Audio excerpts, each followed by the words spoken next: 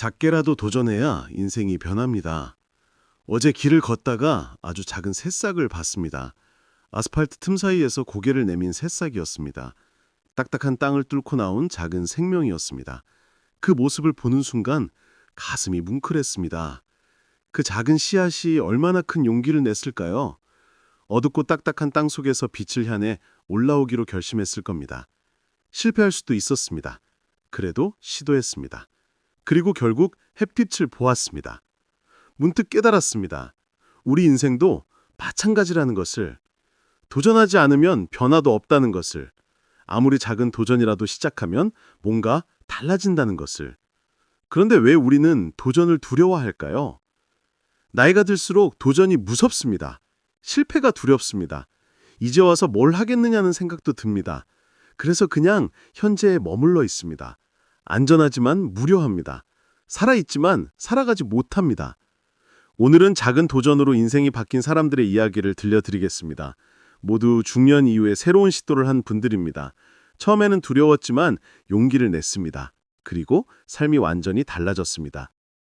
63살 김 선생님 이야기부터 시작하겠습니다. 김 선생님은 평생 공무원으로 일하셨습니다. 정년퇴직하셨습니다. 그날부터 할 일이 없어졌습니다. 처음 몇 달은 좋았습니다. 아침에 늦잠을 잤습니다. 텔레비전을 봤습니다. 산책을 했습니다. 그런데 6개월쯤 지나자 공허함이 찾아왔습니다. 매일이 똑같았습니다. 아무것도 기대되지 않았습니다. 우울감이 밀려왔습니다. 부인도 걱정했습니다. 이대로는 안 되겠다고 생각했습니다. 어느 날 동네 커피숍에 갔습니다. 벽에 공고문이 붙어 있었습니다. 노인 컴퓨터 교실 수강생 모집이었습니다.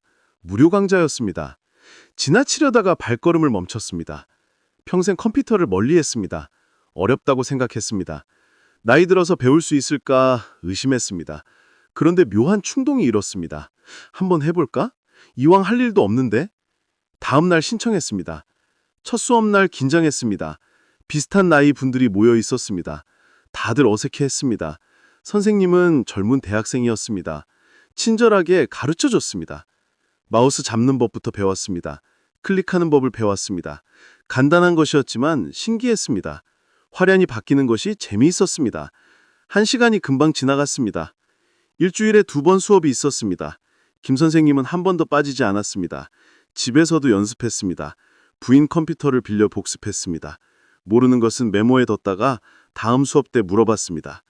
한 달쯤 지나자 인터넷 검색을 할 수 있게 됐습니다. 뉴스를 찾아 읽었습니다. 날씨를 확인했습니다. 지도도 봤습니다. 새로운 세상이 열리는 기분이었습니다. 석 달 후에는 이메일을 쓸 수 있게 됐습니다. 먼 곳에 사는 친구에게 메일을 보냈습니다. 답장이 왔습니다. 감격스러웠습니다. 전화보다 편했습니다. 생각을 정리해서 쓸 수 있었습니다. 6개월 과정을 마쳤습니다. 수료증을 받았습니다. 뿌듯했습니다.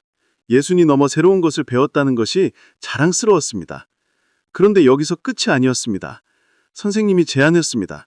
블로그를 만들어 보라고, 일상을 기록하면 좋을 거라고. 김 선생님은 망설였습니다. 내가 쓴 글을 누가 읽겠느냐고. 선생님은 괜찮다고 했습니다. 자기 자신을 위한 기록이라고. 블로그를 만들었습니다. 서툴렀지만 글을 썼습니다. 오늘 본 풍경을 썼습니다. 산책하며 든 생각을 썼습니다. 과거 추억도 썼습니다. 조금씩 글이 쌓여갔습니다. 한 달 후 놀라운 일이 벌어졌습니다. 댓글이 달렸습니다. 낯선 사람이었습니다. 글이 좋다고 했습니다. 공감된다고 했습니다. 김 선생님은 감동했습니다. 댓글이 계속 달렸습니다. 구독자가 생겼습니다. 김 선생님은 더 열심히 썼습니다. 일주일에 3~4번 글을 올렸습니다. 사진도 첨부했습니다. 점점 익숙해졌습니다. 1년이 지났습니다. 구독자가 1000명이 넘었습니다. 매일 블로그를 확인하는 것이 즐거웠습니다. 댓글에 답글을 다는 것도 재미있었습니다. 온라인에서 친구들이 생겼습니다. 김 선생님은 말씀하셨습니다. 작은 도전이 인생을 바꿨다고, 컴퓨터 교실에 등록한 것이 시작이었다고, 두려웠지만 시도했고, 새로운 세계가 열렸다고, 지금은 매일이 즐겁다고 합니다. 이 이야기에서 무엇을 배울 수 있을까요? 첫째는 나이는 핑계가 아니라는 것입니다. 예순이 넘어도 새로운 것을 배울 수 있습니다. 늦었다고 생각하지 마십시오. 둘째는 작게 시작해도 된다는 것입니다. 처음부터 큰 것을 할 필요 없습니다. 컴퓨터 교실 한번 가보는 것, 그것만으로 충분합니다. 작은 발걸음이 큰 변화를 만듭니다. 셋째는 두려움을 이겨내야 한다는 것입니다. 누구나 처음에는 무섭습니다. 잘할 수 있을까 걱정됩니다. 그래도 시도하십시오. 해보면 생각보다 어렵지 않습니다. 하지만 김 선생님의 경우는 비교적 쉬운 도전이었습니다. 지금부터 들려드릴 이야기는 더 큰 도전입니다. 완전히 새로운 영역에 뛰어든 경우입니다. 59살 박 부장님 이야기입니다. 박 부장님은 대기업에서 30년 넘게 일하셨습니다. 영업부서였습니다. 스트레스가 많았습니다. 퇴직을 앞두고 있었습니다. 어느 날 우연히 도자기 전시회에 갔습니다. 아름다운 도자기들이 전시되어 있었습니다. 손으로 직접 만든 것이었습니다. 박 부장님은 매료됐습니다. 작가와 이야기를 나눴습니다. 작가는 40대에 도자기를 시작했다고 했습니다. 처음에는 취미였는데 지금은 작가가 됐다고 했습니다. 박 부장님은 부러웠습니다. 퇴직 후 뭘 할지 고민이었습니다. 막연했습니다. 그런데 그날 이후 도자기가 자꾸 생각났습니다. 나도 한번 해볼까? 하지만 두려움이 컸습니다. 평생 책상에 앉아 일했습니다. 손으로 뭔가를 만들어 본 적이 없었습니다. 예술적 재능도 없다고 생각했습니다. 지금 와서 도자기라니 말도 안 되는 것 같았습니다. 몇 달을 고민했습니다. 그러다 결심했습니다. 해보자. 안 되면 그만두면 되지. 동네 문화센터에 도자기 강좌가 있었습니다. 등록했습니다. 첫 수업날 긴장했습니다. 수강생은 대부분 여성이었습니다. 나이도 젊었습니다. 박 부장님은 유일한 중년 남성이었습니다. 어색했습니다. 그래도 참았습니다. 물레에 앉았습니다. 흙덩이를 올렸습니다. 선생님이 시범을 보였습니다. 쉬워 보였습니다. 그런데 막상 해보니 어려웠습니다. 흙이 삐뚤어졌습니다. 물레에서 떨어졌습니다. 옆 사람들은 잘했습니다. 그릇 모양이 나왔습니다. 박 부장님만 못했습니다. 창피했습니다. 그만두고 싶었습니다. 그래도 끝까지 수업을 들었습니다. 집에 돌아와 후회했습니다. 역시 난 안 되는구나. 다음 주에는 안 가야겠다. 그런데 이상하게도 다음 주가 되니 가고 싶었습니다. 다시 해보고 싶었습니다. 수업에 갔습니다. 이번에는 조금 나았습니다. 여전히 서툴렀지만 포기하지 않았습니다. 선생님이 격려했습니다. 처음부터 잘하는 사람은 없다고, 계속하면 는다고. 석 달쯤 지나자 작은 그릇을 만들 수 있게 됐습니다. 울퉁불퉁했지만 그릇이었습니다. 감동이었습니다. 내 손으로 만들었다는 것이 신기했습니다. 6개월 후에는 제법 그럴듯한 그릇을 만들었습니다. 컵도 만들고 접시도 만들었습니다. 집에 가져와 사용했습니다. 가족들이 신기했습니다. 1년 후에는 중급반으로 올라갔습니다. 더 복잡한 모양을 배웠습니다. 색깔을 입히는 법도 배웠습니다. 박 부장님은 푹 빠졌습니다. 도자기가 삶의 전부가 됐습니다. 2년째 되던 해 작은 전시회에 참가했습니다. 문화센터 수강생들의 작품전이었습니다. 박 부장님의 작품도 전시됐습니다. 많은 사람이 관심을 보였습니다. 한 분이 사고 싶다고 했습니다. 박 부장님은 깜짝 놀랐습니다. 내 작품을 사겠다니. 돈을 받지 않았습니다. 그냥 드렸습니다. 그런데 그 순간 깨달았습니다. 내가 작가가 될 수 있겠구나.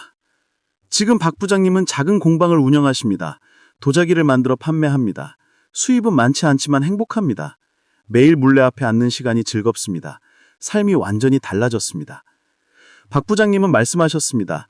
도자기 전시회에 간 것이 전환점이었다고, 용기 내서 수업에 등록한 것이 시작이었다고, 처음에는 두렵고 서툴렀지만 포기하지 않았다고, 작은 도전이 인생을 완전히 바꿨다고 합니다. 이 이야기에서 배울 점은 무엇일까요? 첫째는 완전히 새로운 것에도 도전할 수 있다는 것입니다. 평생 해본 적이 없는 일이어도 괜찮습니다. 지금부터 시작하면 됩니다. 둘째는 재능은 타고나는 것이 아니라는 것입니다. 노력하면 만들어집니다. 처음에는 다 서툽니다. 계속하면 늡니다. 포기하지 않는 것이 재능입니다. 셋째는 비교하면 안 된다는 것입니다. 다른 사람과 비교하면 주눅듭니다. 자신과 비교하십시오. 어제의 나보다 나아지면 됩니다. 그것이 성장입니다. 넷째는 즐거움을 찾아야 한다는 것입니다. 잘하기 위해서가 아니라 즐기기 위해 하십시오. 그러면 계속할 수 있습니다. 그리고 어느새 잘하게 됩니다. 67살 최 여사님 이야기도 있습니다. 최 여사님은 평생 가정주부로 사셨습니다. 자녀들을 키우면 사셨습니다. 남편을 뒷바라지하면 사셨습니다. 자신만의 시간이 없었습니다. 자녀들이 독립했습니다. 남편도 퇴직했습니다. 시간이 생겼습니다. 그런데 뭘 해야 할지 몰랐습니다. 평생 다른 사람을 위해 살았습니다. 나를 위한 삶은 살아본 적이 없었습니다. 어느 날 신문에서 광고를 봤습니다. 시니어 모델 오디션이었습니다. 60세 이상 여성을 찾는다고 했습니다. 최 여사님은 황당했습니다. 모델이라니 말도 안 되는 소리 같았습니다. 그런데 자꾸 생각이 났습니다. 젊었을 때 모델을 꿈꿨습니다. 키가 크고 몸매도 좋았습니다. 그런데 부모님이 반대했습니다. 결혼하고 포기했습니다. 그 꿈을 평생 잊고 살았습니다. 오디션 날짜가 다가왔습니다. 최 여사님은 갈등했습니다. 가볼까?